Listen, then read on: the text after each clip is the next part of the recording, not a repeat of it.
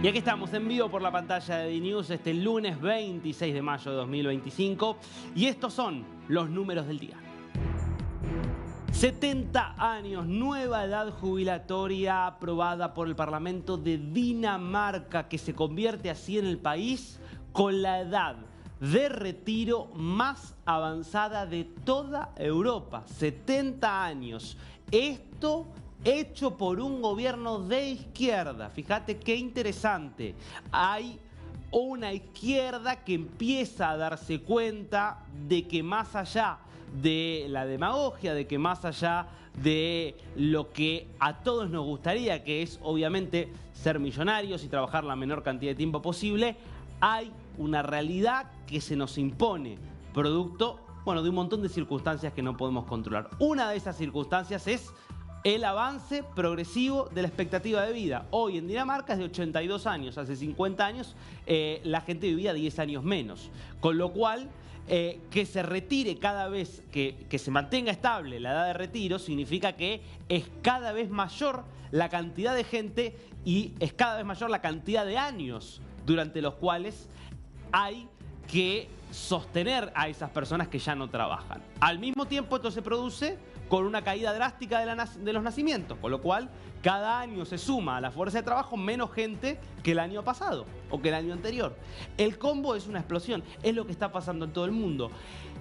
¿Cuál es la respuesta? Sin duda habría que potenciar la natalidad, sería una solución posible a largo plazo, pero es muy complicado porque no se puede obligar a la gente a tener hijos, evidentemente. Otra solución, no queda otra, es ir extendiendo la fecha de retiro, la edad de retiro. Hoy una persona de 70 años es una persona que está habitualmente en perfectas condiciones de salud, en perfectas condiciones psíquicas, psicológicas, y por lo tanto, desde el año 2040, obviamente estas cosas siempre son progresivas, va a ser en Dinamarca la nueva fecha de retiro. Recordemos que proyectos similares han causado mucho escándalo en otros países, por ahora no en Dinamarca, y esto no lo hizo la extrema derecha ultraliberal, lo hizo el Partido Socialdemócrata que lidera Mette Frederiksen. Pasamos al segundo número del día. 200.000 aproximadamente los hogares que se quedaron sin luz durante algunas horas en el sur de Francia este fin de semana. Fueron 2 apagones localizados en distintos lugares. El primero había sido el sábado en Cannes, en pleno festival de cine, donde por causas que no están del todo especificadas, aparentemente hubo un incendio intencional que termina provocando un problema en el tendido eléctrico. Se quedan cerca de 160 hogares sin luz. Esto afectó incluso al festival. Y luego, 24 horas después, en Niza se produce otro apagón, también que tuvo una duración de hasta 4 horas en algunos lugares, que afectó a unos 45.000 hogares. Por eso terminás teniendo más de 200.000 hogares que se quedan sin luz también por un incendio. Situaciones raras que se empiezan a dar con los problemas de suministro eléctrico que se ven en Europa. Obviamente nada comparado igual a lo que ocurría hace algunas semanas en España, en realidad en toda la península ibérica, donde el apagón fue absoluto, sin excepciones, en la totalidad, tanto de España como de Portugal. Todo en el medio de un continente que está empezando a debatir una vez más la generación de energía y que empieza a terminar de amigarse con la energía nuclear.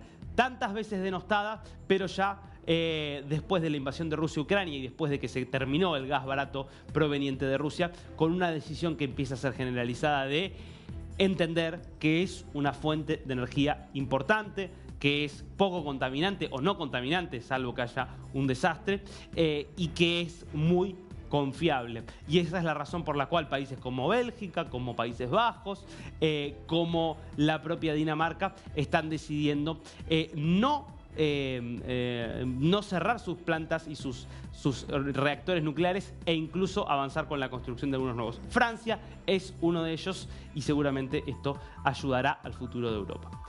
Nos metemos ahora con las caras del día. Y la primera es sin duda el rostro del que habla toda Europa en este momento, Brigitte Macron, la primera dama justamente de Francia, del país del que hablábamos recién respecto de este incendio. ¿Por qué es una de las caras del día? Porque yo quiero que veas lo que pasaba anoche cuando llegaba el presidente de Francia junto a la primera dama al aeropuerto de Hanoi en Vietnam para el comienzo de una gira por el sudeste asiático. Veamos la imagen. Se abre la puerta del avión, lo vamos a ver al presidente de Francia. ¿Y qué pasa? ¿Qué es esa mano? ¿Qué es esa mano? ¿Quién le pegó al presidente de Francia en la cara con las dos manos, empujándolo hacia atrás y tomándolo por sorpresa? Macron, que se da cuenta de que las cámaras lo estaban captando y saluda, preguntándose si habrá sido captado ese momento o no. ¿Tenemos la secuencia completa? Perdón, o tenemos solamente esa parte. Porque después se ve que esa mano era la de su esposa, la de Brigitte. Y para que quede claro que no fue una cuestión menor, fíjate vos que Macron le ofrece el codo de su mano derecha para que Brigitte se tome de ese codo y bajen juntos, y ella pasa de largo y va sola a la baranda y decide no tomarse de su marido. Esto es un escándalo absoluto, sobre todo porque el Elíseo, el Palacio del Elíseo, que es la casa de gobierno en Francia, primero trató de decir que el video era falso. ¿Se acuerdan? Como había ocurrido con el video que venía de un tren, venían en un tren los líderes de Francia, de Reino Unido, de Polonia, venían en un tren de Ucrania y apareció un papelito que parecía una bolsita con un polvo blanco y que sobre todo los medios cercanos al Kremlin quisieron dar a entender que era un bolsito con cocaína, y después se vio que era justamente una servilleta. Bueno, acá plantearon lo mismo, es toda una cuestión falsa, eso no pasó. Después tuvieron que admitir que sí. Y lo que hicieron fue bajarle el precio. Decirle, bueno, fue una especie de jugueteo entre la primera dama y el presidente, pero no pasó nada, no fue un golpe de verdad, fue solo un juego. Recordemos que esta es una de las parejas más importantes de la política europea.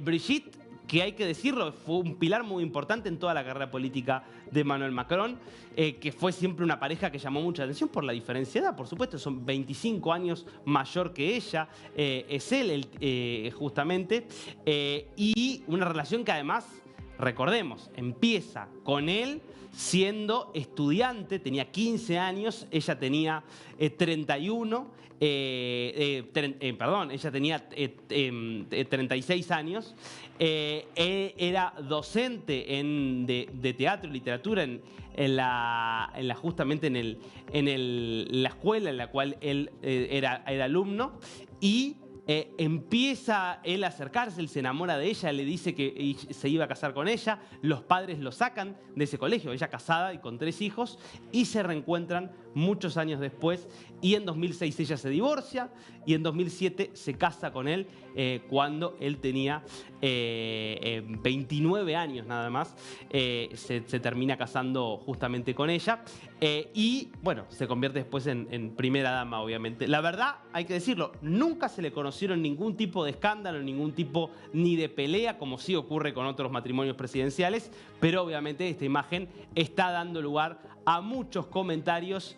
El golpe de Brigitte Macron para el presidente de Francia, el Palacio del Elíseo dice, fue un jugueteo entre marido y mujer.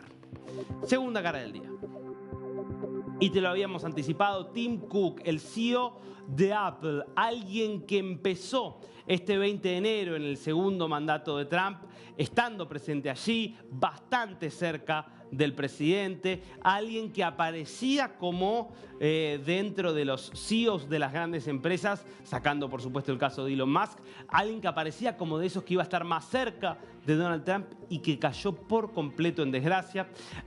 Hay varias decisiones que viene tomando Trump que molestaron mucho al CEO de Apple, obviamente todos los aranceles que afectaron a los países donde Apple produce sus productos, como el iPhone. Esto es China, pero también es India. Fue un golpe muy grande y a Trump parece que le molestó mucho la invitación que le hizo para acompañarlo a la gira que hizo por Oriente Medio. Recordemos la gira que hizo hace un par de semanas, por donde estuvo yendo hacia Arabia Saudita, hacia Qatar, hacia Emiratos Árabes Unidos. Lo invitó ahí a Tim Cook junto a otros CEOs que sí lo acompañaron Cook no quiso ir, eso molestó mucho a Trump y es justamente a la vuelta de ese viaje donde anuncia este 25% de aranceles que le aplicaría a Apple, en potencial, porque no hay fecha para esto, que le aplicaría a Apple en caso de que confirme su decisión de dejar de producir en China y en mudar la totalidad de su producción de iPhones a la India. Claro, el objetivo de Trump que se produzca íntegramente el iPhone en Estados Unidos. Lo que muchos creen es que es inviable desde todo punto de vista que Apple produzca la totalidad de sus smartphones allí en los Estados Unidos. Esto es parte de estas discusiones que se están dando con estos objetivos que tiene Trump de reindustrializar a los Estados Unidos, pero los límites que le muestra la realidad de las decisiones corporativas y de la característica de la sociedad estadounidense y de la estructura económica de los Estados Unidos, límites que nadie termina de tener claro. Si Trump comprende y se hace el que no los entiende para obtener beneficios, o si en el fondo Trump verdaderamente no termina de comprender los límites de algunas de las propuestas que hace.